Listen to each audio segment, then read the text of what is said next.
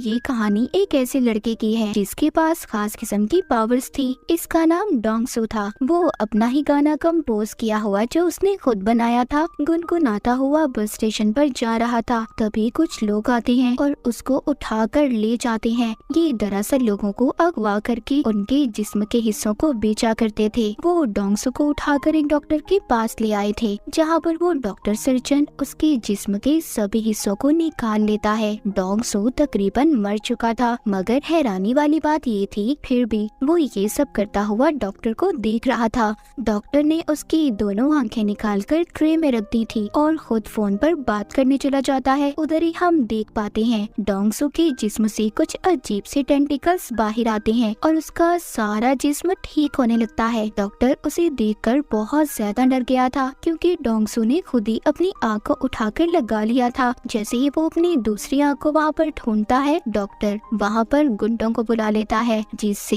अब डोंगसू वहाँ से भाग गया था। फिर कुछ दिन बाद उसी शहर में एक हादसा होता है। एक बहुत ही खूबसूरत औरत की मूर्ति को किसी ने सड़क के बीचों बीच लाकर रख दिया था। सब लोग उसकी तरफ देख रहे थे क्योंकि वो बहुत ज्यादा खूबसूरत थी। जैसे ही सब उसकी तस्वीरें लेने लगते हैं तो उस मूर्ति से खून टपक रहा था। यहाँ पर पता चलता है कि वो कोई मूर्ति नहीं थी, बल्कि जीता जागता एक इंसान था जिसको मूर्ति बना दिया गया था। आहिस्ता आहिस्ता ये खबर हर जगह पर फैल जाती है। वहाँ पर पुलिस भी आ गई थी। इंस्पेक्टर बहुत देर तक उसकी इन्वेस्टिगेशन करवाते हैं, जिसमें उन्हें पता चलता है कि उसमें पी और एल नाम के दो सिंबल्स हैं। वहीं पर हम डोंगसू को देखते हैं, जिसने अब अपनी एक आंख पर पट्टी बांध ली थी और अपनी दुख भरी जिंदगी जी रहा था। एक रात बैठा हुआ जब वो अपने ही बनाए हुए गाने की प्रैक्टिस कर रहा था तो अचानक से उसकी आंख में दर्द होने लगा था। जो आंख उसकी गायब थी उसको अचानक से एस्ट्रोलॉजी नजर आती है, जिसमें वो बिल्कुल वही लफ्ज देखता है जो उस मूर्ति के जिस्म पर बना हुआ था। उसको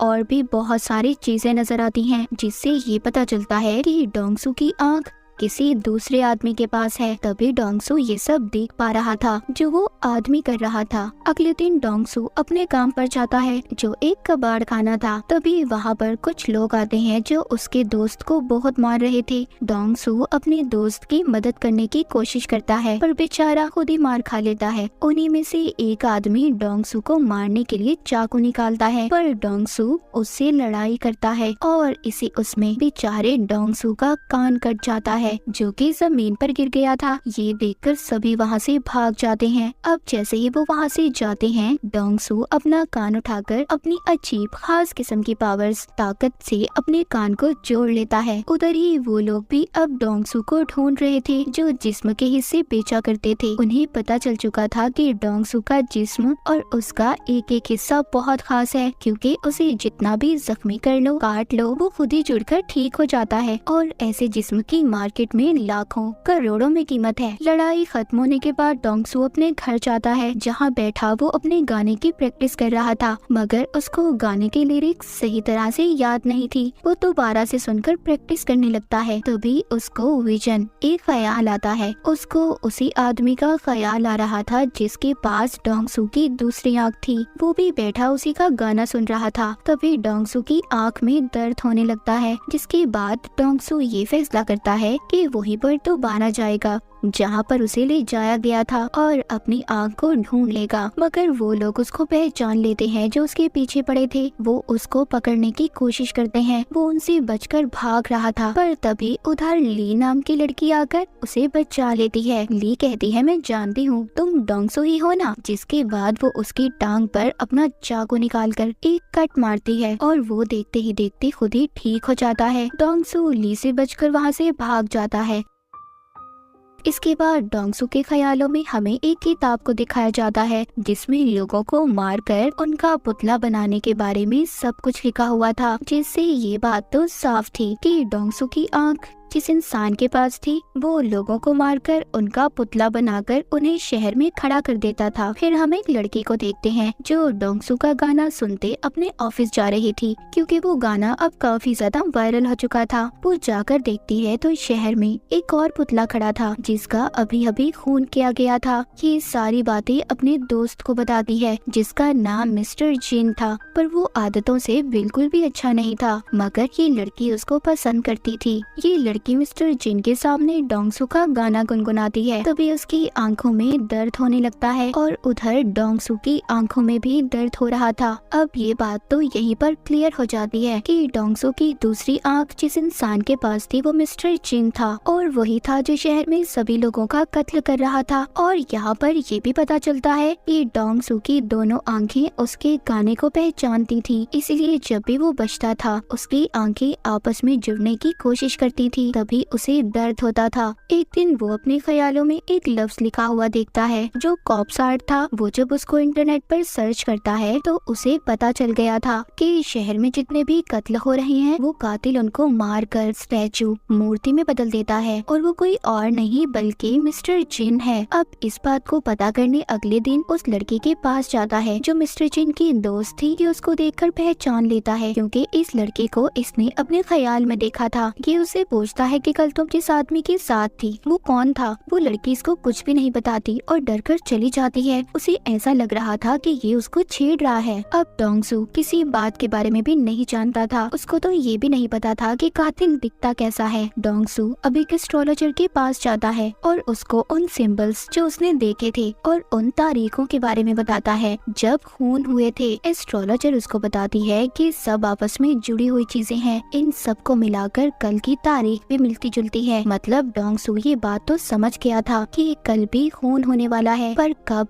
कहा ये बात वो नहीं जानता था। उधर ही वो लड़की जो मिस्टर जिन को पसंद करती थी उसकी दोस्त भी थी। वो उसके घर जाकर यहाँ वहाँ घूमने लगती है जिससे उसे वो किताब मिल जाती है जिसमें मरे हुए लोगों को पुतला कैसे बनाना है सब लिखा था। उसको भी ये बात पता चल चुकी थी कि जितने भी कत्ल हुए हैं उन सब के पीछे मिस्टर जिन का हाथ है। अगले ही दिन दोबारा से शहर में पुतला खड़ा था। जब सब उसको देखने जाते हैं उधर वो लोग भी थे जो डोंगसू के पीछे पड़े हुए थे। वो उसको देख लेते हैं और पकड़ने की कोशिश करते हैं, उसको मारने वाले थे। तभी उधर ली आ जाती है जिसने एक बार फिर से डोंगसू को बचा लिया था। वो डोंगसू को बताती है कि मैं एक नॉवेलिस्ट हूँ जो कि कनेक्ट नाम के नॉवल को लिख रही हूँ जिसमें सुपर ह्यूमंस ताकतवर लोगों के बारे में बताया जाता है कि कैसे उनके जिस्म के हिस्से अलग करके भी वो आपस में जुड़ जाते हैं। अब खैर ली ने डोंगसू की जान बचाई थी। वो उसको थैंक्स बोलता है, उसका नंबर लेता है जिसके बाद डोंगसू वहाँ से चला गया था। दूसरी तरफ हम मिस्टर जिन की दोस्त को देखते हैं जो काफी परेशान थी क्योंकि उसको मिस्टर जिन की सच्चाई के बारे में पता चल चुका था और उसको अपने साथ छत पर ले जाता है। मिस्टर जिन की दोस्त कहती है मैं सब जानती हूँ, तुमने किस किस को मारा है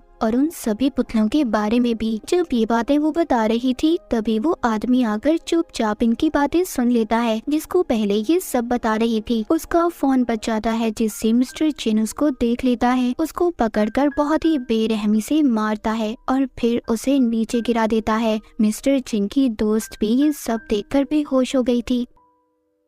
तभी उसका फोन बजता है जिसमें उसने डोंगसू के गाने की रिंगटोन को सेट किया हुआ था। जब उसका गाना बजता है तो तभी डोंगसू की आंख में दर्द होता है और मिस्टर जिन की भी। इससे अब डोंगसू को ख्याल आता है और वो सब देख लेता है कि मिस्टर जिन ने दो लोगों को बहुत ही बेरहमी से मार दिया है। ये देखकर डोंगसू मिस्टर जिन के ऑफिस में आ गया था। वहाँ पर भी सबको कत्ल के बारे में पता चल चुका था। हर तरफ एक भगदड़ मच जाती है। वहाँ पर पुलिस भी आ चुकी थी। डोंगसू ने मिस्टर जिन का कोट देख लिया था, इसीलिए वो उसका पीछा करते बाथरूम तक जाता है, मगर उसने उसका चेहरा अभी भी नहीं देखा था। पुलिस आकर डोंगसू को पकड़ लेती है। उन्हें ऐसा लग रहा था कि डोंगसू ने ही कत्ल किया है। डोंगसू सबसे कहता है देखो मैंने कत्ल नहीं किया, कातिल तो बाथरूम में है। पर कोई भी डोंगसू की बातों पर यकीन नहीं करता। लेकिन ली उसको हम कैसे भूल सकते हैं। वो एक बार फिर आकर डोंगसू को बचा लेती है। उधर ही ऑफिस में मिस्टर जिन जो काफी परेशान था क्योंकि वो सोच रहा था कि छत पर तो हम तीनों के सिवा कोई नहीं था। जब वो बैठा डोंगसू का गाना सुन रहा था तभी उसकी आंख में दर्द होता है। अब उसको समझ आ चुकी थी कि सारे फसाद की जड़ उसकी ही आंख है जो ट्रांसप्लांट की गई है, यानी कि जो उसने लगवाई थी। इसका मतलब ये था कि जिसके पास दूसरी आंख है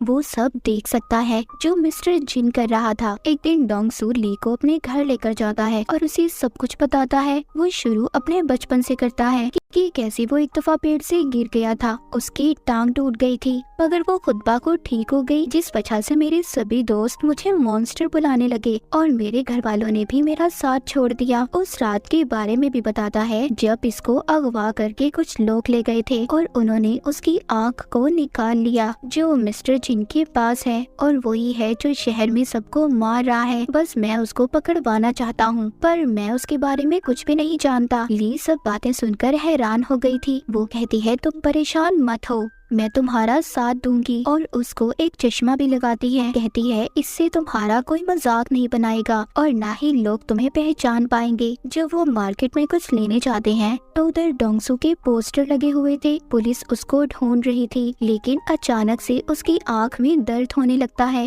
वो देखता है कि मिस्टर जिन उसकी तस्वीर बनाकर उसे कह रहा था कि मेरे मामले से दूर रहो, नहीं तो बेमौत मारे जाओगे, क्योंकि वो जान चुका था कि जिस आदमी की आँख उसे लगाई गई है वो कोई और नहीं बल्कि डोंगसू है। और उसे साथ ही होने वाले अगले कत्ल के बारे में भी पता चल जाता है। रात को जब डोंगसू मिस्टर जिन को ढूंढने निकलता है तो उसको एक आदमी मिलता है जो उसका गाना गा रहा था। ये सुनकर उसकी आँख में दर्द होने लगता है। अगले ही पल उसको मिस्टर जिन नजर आता है। जैसे ही ये उसको पकड़ने के लिए उसका पीछा करता है, वहाँ पर पुलिस आ चुकी थी जो डोंगसू को पकड़ लेती है। अब डोंगसू बेचारा बहुत ही बुरी तरह फंस चुका था। अब ना तो वो बता सकता था कि उसको ख्याल आते हैं और सारे कत्ल के पीछे मिस्टर जिन का हाथ है। उसको जेल में बहुत मारा जाता है। डोंगसू कहता है मैं खूनी नहीं हूँ, बल्कि मैं खूनी को जानता हूँ। इंस्पेक्टर ये सुनकर उसको छत पर ले जाता है, जहाँ पर डोंगसू को सब बता देता है कि उसकी आँख मिस्टर जिन नाम के आदमी के पास है और वही सबका कातिल है। वो इंस्पेक्टर को अपना एक हाथ तोड़कर दिखाता है जो फिर खुद ही जुड़ गया था। इंस्पेक्टर ये सब देखकर हैरान था। डोंगसू जो मिस्टर जिन को पकड़ना चाहता था वो छत से कूद जाता है, क्योंकि वो जानता था कि अगर उसे चोट भी आई या उसकी हड्डी भी टूटी तो वो कुछ देर बाद खुद ही ठीक हो जाएगी। उधर दूसरी तरफ मिस्टर जिन डॉक्टर सर्जन के पास जाता है जिसने इसे डोंगसू की आँख लगाई थी। यहाँ पर हमें कुछ पहले का सीन दिखाया जाता है जब मिस्टर जिन डॉक्टर के पास आया था और उससे कहा था कि उसे आँख की जरूरत है, इसीलिए डॉक्टर ने एक तजुर्बे की खातिर डोंगसू की आँख उसको लगा दी। और फिर मिस्टर जिन को जब ये पता चलता है तो वो अब डॉक्टर को भी मार देता है। जब वो लोग चेक करने आते हैं जो डोंगसू को पकड़ने के चक्कर में थे, तो वो जब डॉक्टर को मरा हुआ देखते हैं उन्हें सब पता चल जाता है कि मिस्टर जिन ने डॉक्टर को मारा है। ली और डोंगसू दोनों डॉक्टर को ढूंढने की तलाश में थे। ली एक आदमी को देखती है जो उन्हीं लोगों ने डोंगसू के पीछे लगाया था जो जिस्म के हिस्से बेचा करते थे। ली उसको पकड़ लेती है और उसे मार देती है। उधर दूसरी तरफ डोंगसू बहुत खुश था क्योंकि उसका बनाया हुआ गाना उसका फेवरेट सिंगर लॉन्च करने वाला था। तभी मिस्टर जिन अपने फोन पर नंबर डायल करता है। डोंगसू भी उसे देख पा रहा था। यहाँ पर पहली बार दोनों की बात होती है। डोंगसू से पूछता है कि तुम लोगों को क्यों मार रहे हो। वो उसको बताता है कि मुझे कैंसर है और अगर इस बीमारी की वजह से मैं जिंदा नहीं रह सकता तो कोई भी इंसान जिंदा नहीं रहेगा, और तुम आगे आगे देखो मैं लोगों को कैसे मौत देता हूँ। वहीं पर अब ली के मारे हुए आदमी की लाश भी पुलिस को मिल गई थी और साथ ही साथ मिस्टर जिन के खिलाफ सबूत भी। जब ली डोंगसू से मिलती है तो वो अपनी गर्दन पर कट मारती है जो देखते ही देखते खुद ही ठीक हो गया था। यानी कि इसका मतलब ये था कि ली भी कनेक्ट थी।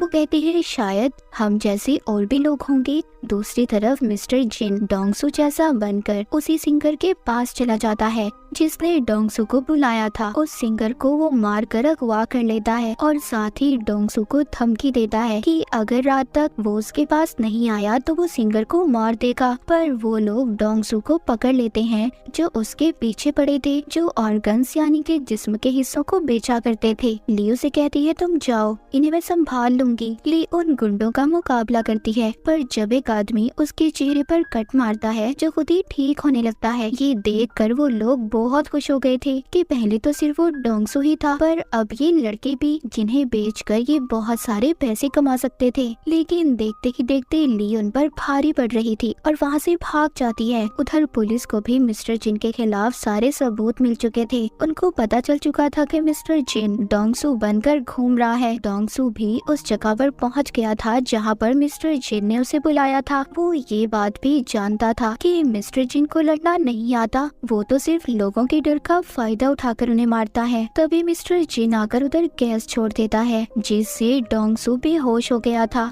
वो उसको उठाकर अपने साथ ले जाता है। उधर ली भी एक मॉन्स्टर के पास गई थी और उसे कहती है कि तुम्हारे जागने का वक्त आ चुका है, जो कि डोंगसू और ली की तरह ही था। ये उसको अपने साथ ले जाती है। यहाँ मिस्टर जिन डोंगसू को उस जगह पर ले आया था जहाँ पर उसने सिंगर को रखा हुआ था और डॉक्टर की बॉडी भी टंगी हुई थी, जिसको उसने मार दिया था और बहुत जल्दी पुतला बनाने वाला था। सिंगर की ऐसी हालत देखकर डोंगसू उससे माफी मांगता है। मिस्टर जिन कहता है, मुझे कैंसर है, मैं मरने वाला हूँ, इसीलिए मैं डोंगसू की बॉडी का इस्तेमाल करूँगा और अपना दिमाग इसके दिमाग के बदले लगाऊंगा। जहाँ पर जिस्म तो डोंगसू का होगा पर दिमाग मेरा। वो डोंगसू की उंगली काट कर भी सिंगर को दिखाता है। अभी इन दोनों को फ्रीजर में बंद कर देता है, जिस वजह से सिंगर तो मर गया था। इस बात पर डोंगसू को बहुत गुस्सा आता है। वो अब आजाद हो चुका था और बाहर आकर मिस्टर जिन को बहुत मारता है। उधर ही ली भी उस मॉन्स्टर को लेकर आ गई थी। मिस्टर जिन जब उस पर हमला करता है, उसे भी पता चल चुका था कि ली भी कनेक्ट है। तभी उधर डोंगसू आकर मिस्टर जिन को बहुत मारता है। यहाँ पर मिस्टर जिन डोंगसू पर लगातार गोलियां चला रहा था, पर वो तो ठीक होता जा रहा था। डोंगसू ने मिस्टर जिन से अपनी आँख को भी छीन लिया था और उसे मारने वाला था। तभी उधर पुलिस इंस्पेक्टर आ जाते हैं, जो डोंगसू को मारने से मना करते हैं। इंस्पेक्टर उससे वादा करते हैं कि मैं तुम्हारा सारा रिकॉर्ड मिटा दूंगा, अपनी जिंदगी की नई शुरुआत करनी चाहिए। अब ली और डोंगसू को ये लग रहा था कि सब कुछ ठीक हो गया है, वो जाने वाले थे। तभी ये देखते हैं वहाँ पर बहुत सारे मिलिट्री के हेलीकॉप्टर आ जाते हैं। अब उन्हें भी कनेक्ट के बारे में पता चल चुका था, जहाँ पर वो इन दोनों को पकड़ लेते हैं। अब आगे की कहानी क्या होगी, मिलिट्री वाले इनके साथ क्या करेंगे, ये तो हमें सीजन 2 में ही पता चलेगा। तो सीजन 1 की कहानी यहीं पर खत्म हो जाती है।